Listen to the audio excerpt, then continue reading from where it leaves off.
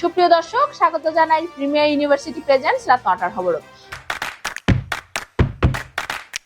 অনারার লগে আছি আই অনন্যা। প্রথমেই জানাই দিই আজিয়ার খবরের শিরোনাম দিন। পরীক্ষার্থী অকলরে জিম্মি গড়িয়ে অগ্রিম বেতন আদায়। 160 টাকা করি তেলের দাম নির্ধারণ করিবার পরও এখনো বদদোয়ানত তেল বিক্রিয়র চড়া দামে। সিএমপির চানগাঁও থানা অভিযানে ইয়াবা ট্যাবলেট গাঁজা সহ 3 জন আসামি গ্রেফতার। জিএমআইটির দোয়া ও গণ ইফতার বিতরণ। এবার বিস্তারিত খবর।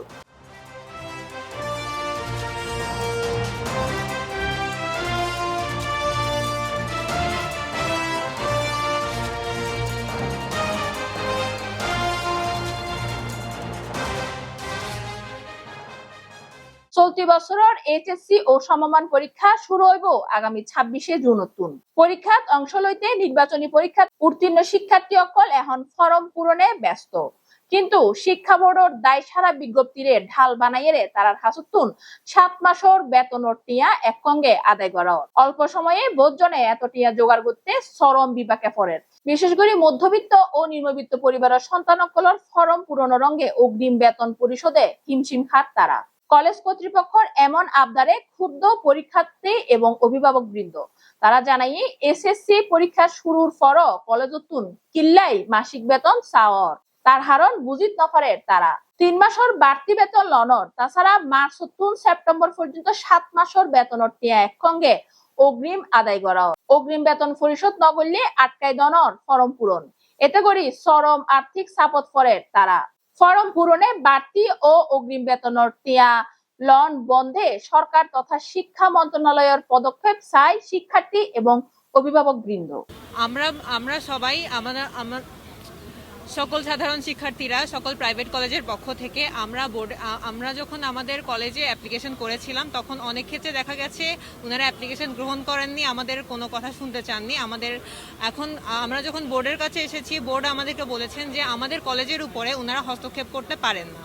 তো এই ক্ষেত্রে এটা একটা আইন বা এটা একটা নিয়ম।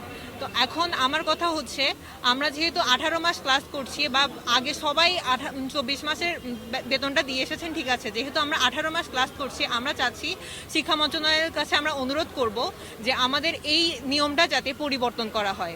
আমাদের অনেক শিক্ষার্থীকে এমন দেখা যাচ্ছে যে তারা অনেকের বাবা বলছেন যে ঠিক আছে, এত বড় ফিস যখন আমাদের দেওয়া পসিবল হচ্ছে না, তখন আমরা তোমাদের পড়াশোনা শেষ করে দাও, বা অনেক মেয়েকে বিয়ের জন্য চাপ দেওয়া হচ্ছে বা এই ধরনের একটা জিনিস। এখন টাকার কারণে যদি কোনো মেধাবী শিক্ষার্থী বা কোনো শিক্ষার্থী যদি পড়াশোনা চালিয়ে যেতে সম্ভব না হয়, তাহলে তো সেটা অমানবিকতা।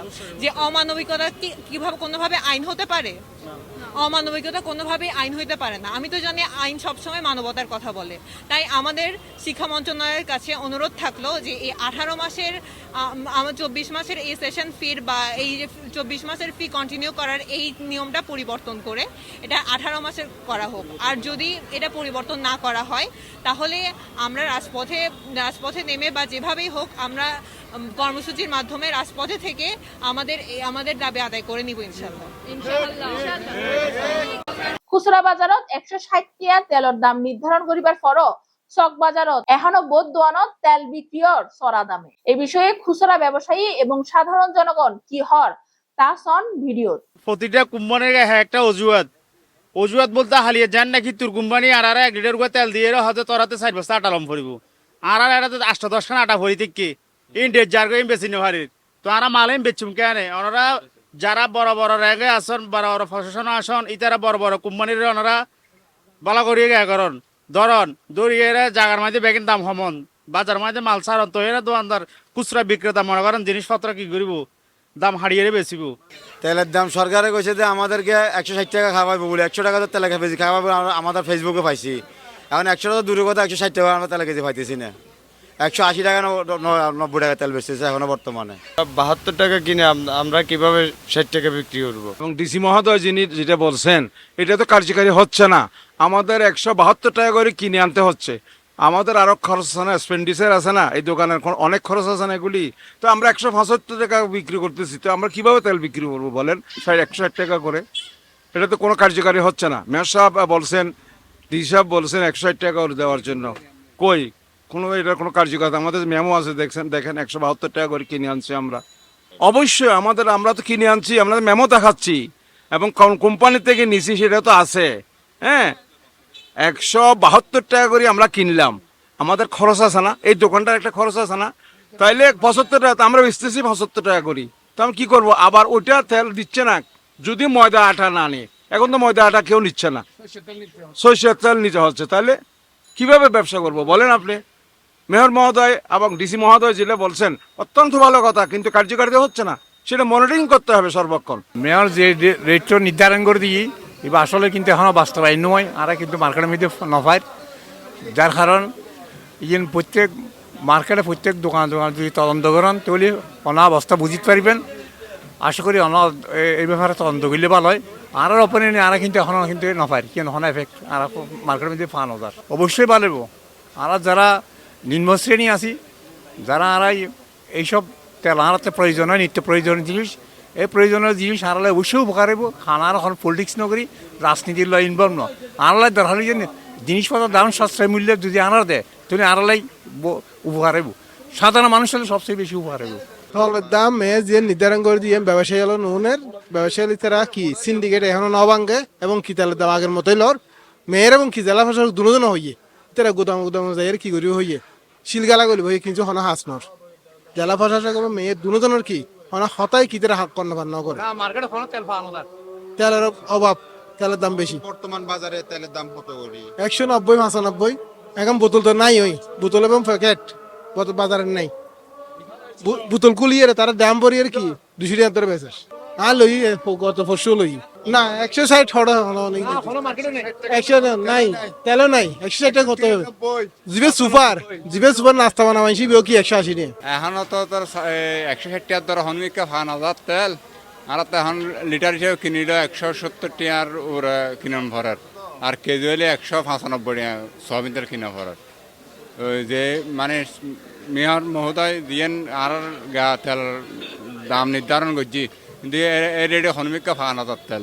কোম্পানির দ্বারা কোম্পানির তেল দিব, কোম্পানির লগে বইয়ের তাই সিদ্ধান্ত নিয়ন পড়ব, তেল তো আর ন তেল রিটেল দোকানদারের তেল ন আর তেল আনি দিব আর বেচুম, তেলত তো একটিও হন বাড়তি নেই, তেল কোম্পানির নজর দে নজনের হারণে তো তেলের দাম বাড়ে গিয়ে মার্কেটের মধ্যে তেল নাই। তো এখন 160 টাকার দরে হত দেবে, 160 টাকা দর দিতে পারে কিনে ইয়েন ও তো মার্কেটের মধ্যে অডিট করে ছন্দ করিব না, অন যদি কিনে 190 টাকা অন 160 টাকা খাই করে বেচিব, ইয়েন ওকে ব্যাপার আছে। এখন মেয়র সাহেব হইয়ে এখন কীভাবে হইয়ে অত মেয়র জানে ব্যবসাদার বড় বড় দ্বারার লগে বসে এই তারার লগে অত হতাবার্তা হইয়ে কীভাবে দিব নদিব অত এই তারার বিষয়। ইয়ান তারা রিটেল দোন আর খোলা তাল নবেছি যুদ্ধ আর তো বেগে কন্টিনিউ তেল, রূপসান্দা তেল, অত পুষ্টি তেল, তারপর দিয়ে তিত তেল, হ্যাঁ ফ্রেশ তেল ইন আর খোলা তেলের জাত আর নাই। আচ্ছা, তো অন বর্তমানে তেল ওনারা কত করে বেচেন? তেলত তো এখন হন রাইন কোম্পানি হন তেল না দেয়, দিন দেয় ইন এভাবে করি বেশি 175 টাকা লিটার কন্টিনিউ তেল 175 টাকা, 2 লিটারই 350 টাকা রূপসান্দা। কিন্তু কোম্পানি কোম্পানিলে বলিয়ে ওনারার ভিতর আর মানুষের ভিতর দ্বন্দ্ববাজি গিয়ে না মানুষটা কি 160 টাকা করে চায় নাকি?